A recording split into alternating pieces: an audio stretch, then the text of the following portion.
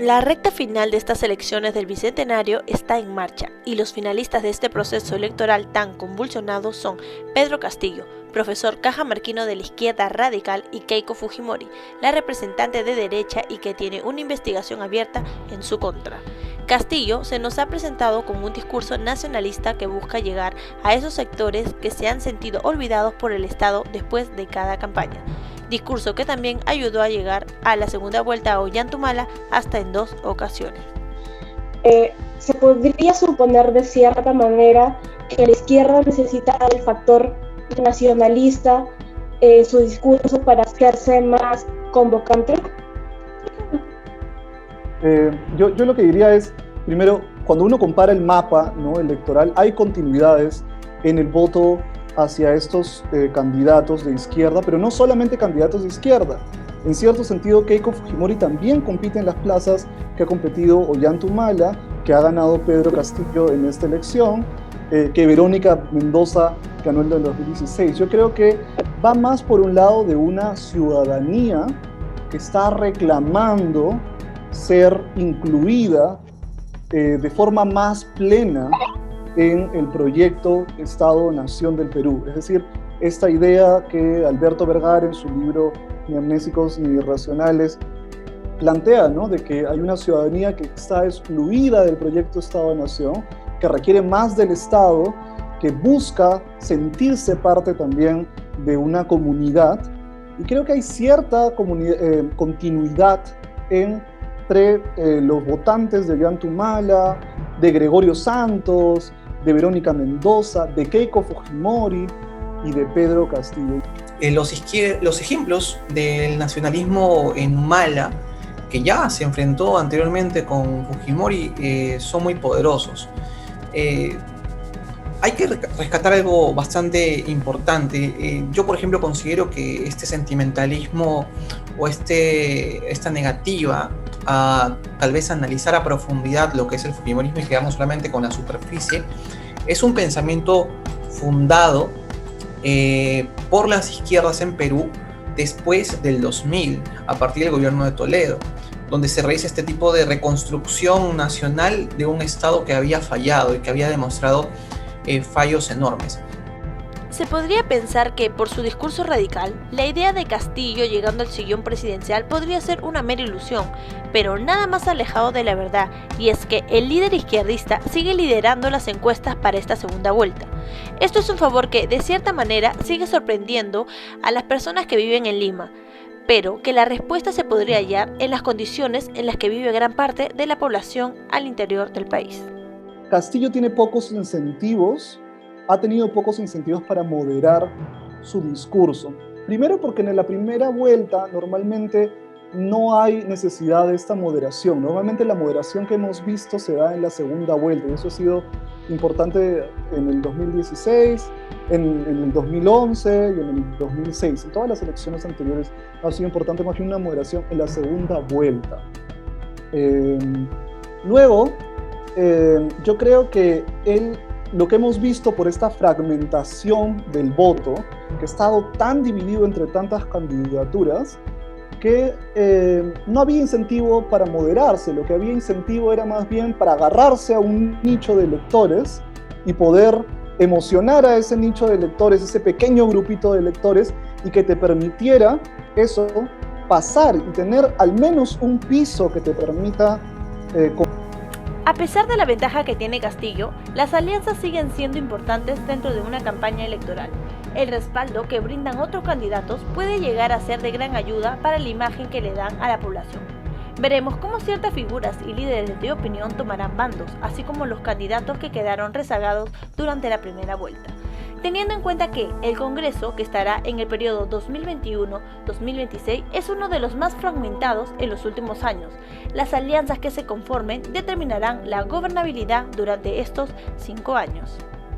Pero sí es interesante lo que mencionas de que quizá le puede quitar un poco esta idea de candidato puro, por lo que conversábamos, de que varios de los candidatos en esta elección han buscado tener nichos, ¿no?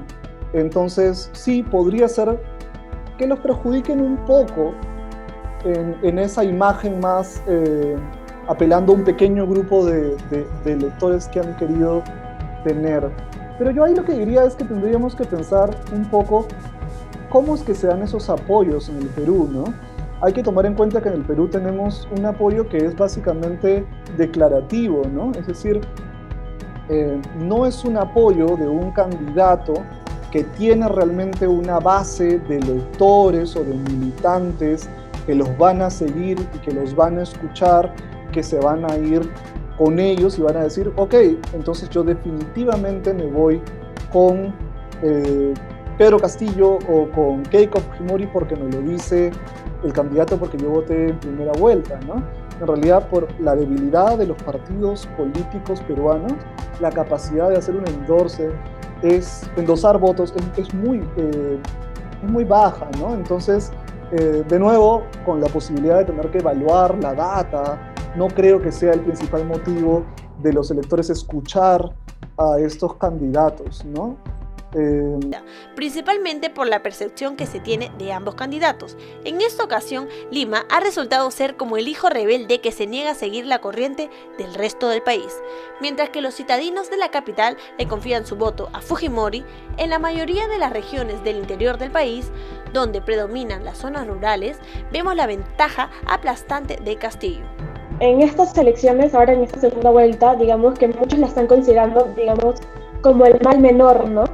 Pero aún así, en las encuestas refleja que el nivel de antivoto sigue aplastándola una y otra vez. ¿A qué crees que se deba eso?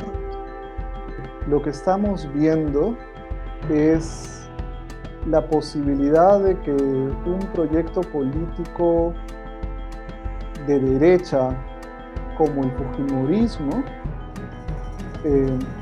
siento que ese proyecto político se está tambaleando, ¿no? Yo no lo mataría todavía, no lo declararía, no daría el acta de defunción todavía, porque hemos visto que tiene capacidad igual de movilizar un votante duro, pero creo que se está tambaleando por varios motivos, ¿no?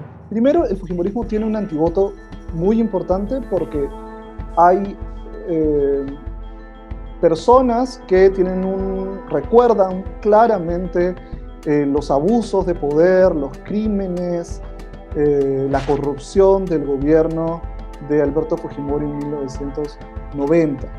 Luego tenemos también que considerar que Keiko Fujimori es parte del elenco de actores políticos importantísimos, porque todos los actores políticos importantes en nuestro país han estado metidos en escándalos de corrupción, sobre todo el lavajato y las vinculaciones con Odebrecht en los últimos años. Entonces Keiko Fujimori también es parte de ese elenco de actores políticos que han terminado siendo golpeados por estos escándalos de corrupción.